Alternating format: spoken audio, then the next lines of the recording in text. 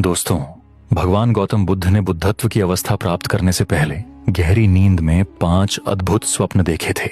ये साधारण सपने नहीं थे, बल्कि भविष्य की घटनाओं के संकेत थे। पहला स्वप्न, उन्होंने देखा कि वे संपूर्ण भारतवर्ष की धरती पर लेटे हुए हैं।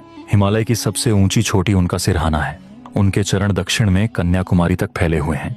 उनका दाहिना हाथ अरब सागर को स्पर्श कर रहा है और बायां हाथ बंगाल की खाड़ी को। दूसरा स्वप्न, उन्होंने देखा कि उनके नाभि से एक छोटा सा पौधा उगता है। वह पौधा तेजी से बढ़ता जाता है और फैलते फैलते अनंत आकाश को छू लेता है। तीसरा स्वप्न, उन्होंने देखा कि चारों दिशाओं से असंख्य छोटे छोटे जीव उनके चरणों में आकर गिर रहे हैं। कुछ ही समय में उनकी संख्या इतनी बढ़ जाती है कि पूरा दृश्य भर जाता है। चौथा स्वप्न, उन्होंने देखा कि अलग अलग रंगों के पक्षी हर दिशा से उड़ते हुए आते हैं और उनके वक्ष स्थल पर आकर बैठ जाते हैं। जैसे ही वे बैठते हैं, उनका रंग बदलकर सफेद हो जाता है। पांचवां स्वप्न, उन्होंने देखा कि एक विशाल दुर्गंधयुक्त गंदगी का पहाड़ है और वे उस पर चल रहे हैं, उसे पार कर रहे हैं। लेकिन आश्चर्य की बात यह थी कि उस गंदगी का उनके शरीर पर जरा सा भी असर नहीं हो रहा।